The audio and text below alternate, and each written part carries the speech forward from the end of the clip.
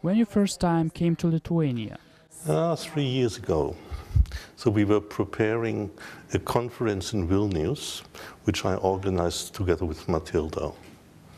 And I came 1 year before just to see the venue and discuss some details. What do you think about Lithuania doctors? What is your impression? So they have a really good level. At least in dermatology, I cannot judge the other specialties, but I have a really good impression. And there's also a lot of collaboration between German doctors and Lithuanian doctors. For instance, I had a co-worker in my group, a Lithuanian lady who trained in dermatology. She is now board certified and specialized on dermatopathology. There are many of these persons who are now leading in Lithuania spent some years in Germany, like Matilda. I think she was 3 years in Germany. Talking about your presentation, why you decided to talk about the sun? Is it a problem? So, sun is not a problem. Sun is nice. I like sun. Yeah? But you see, it's difference whether you go into the sun and are dressed and have on a hat or a cap. Yeah? And so if you do protection by clothing and maybe take additional some sunscreens, or if you expose yourself unprotected to the sun and do sunbathing. So this is a real difference. And the problem is not the sun, the problem is sunbathing. What risks you see when people in the sun? And what protection should they use? So let's say most holidays which are done today, at least in Western Europe, I don't know exactly how it's in Lithuania, are sunny holidays. People go to the seaside, let's say not only in Europe, but also in Thailand or in other countries. And they do sunbathing and they desire to get a tan. Yeah? So there have been studies in Western Europe what is the main goal to achieve in these holidays, and tanning ranked top. Yeah? And so and people believe that if they take a little bit of sunscreen, that then they are protected. But this is a misconception. This does not work at all. Yeah? In the situation, if you intentionally expose your skin to the sun, which is sunbathing, yeah? Sunscreens do not have a protective effect. Sunscreens may lead to the situation that you can stay longer in the sun, you know? And sunscreens protect from sunburns, but sunburns are not necessary to develop skin cancer. You know? So lower dosages are already sufficient to cause mutations in the skin, which is the basis for the development of cancer. During the past year, what are the main innovations in dermatology? So I'm now speaking on skin cancer. Yeah? There have been many new developments during the last decade. So it starts with new topical drugs for early skin cancers like actinic keratosis. So this is, let's say, an early precursor of squamous cell cancer.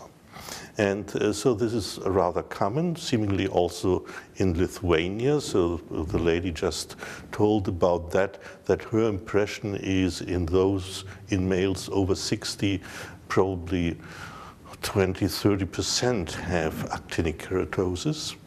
And so there are some new drugs which are very effective in their treatments. She mentioned imiquimod. And so this makes an inflammation, and then crusting occurs, and then a new skin develops, and it is without scarring. So it's cosmetically very attractive, and so without any scarring, even in large lesions, as the last presentation showed. And on the other hand, we have the development of very effective drugs in melanoma, in metastatic melanoma. So metastatic melanoma is a tumor from which a patient died within few months, let's say median 7 to 9 months. It's very similar, let's say to pancreatic carcinoma, which has also a very unfavorable outcome. And we have now new immunotherapies. And these immunotherapies, they are very potent.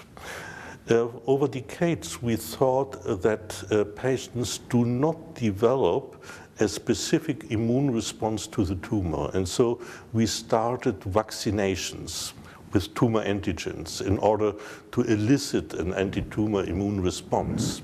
But during the last years, we learned that immune responses are already present, but they are inhibited by ligands or molecules which are on the tumor or on macrophages, which stop the immune reaction.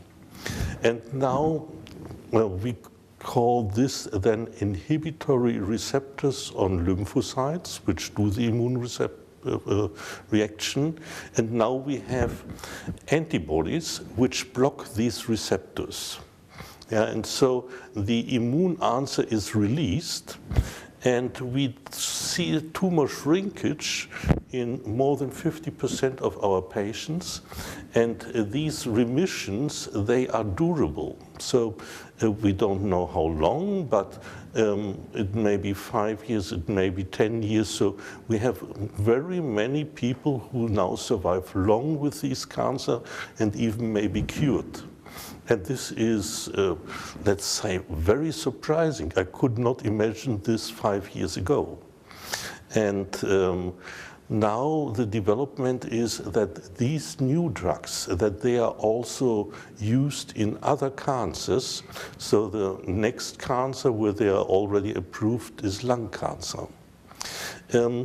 Those cancers which are responsive to these immunotherapies, they are normally caused by exogenous carcinogens. So, for instance, UV radiation, or smoking in lung cancer, and also bladder cancer is caused by exogenous carcinogens, response also to the new immunotherapies. Or we spoke here also about Merkel cell carcinoma of the skin. This is caused by a virus, and was just described that they extraordinarily well responded to this new kind of treatments. And so this is also, let's say, a new era in cancer treatment, that we become able to kill the tumor by the immune system.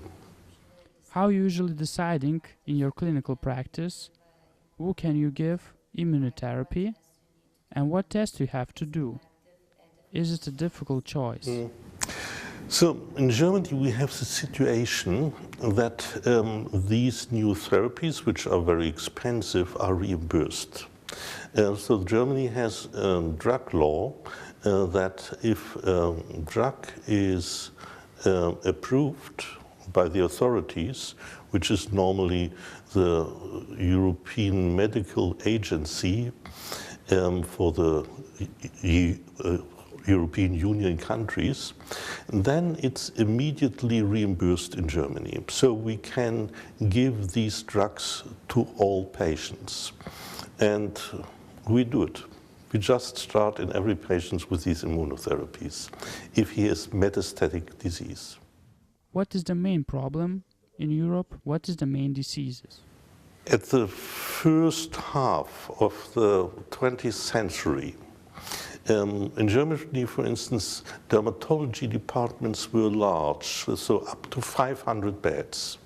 And there were all these advanced syphilis patients with stage 3 and 4 disease.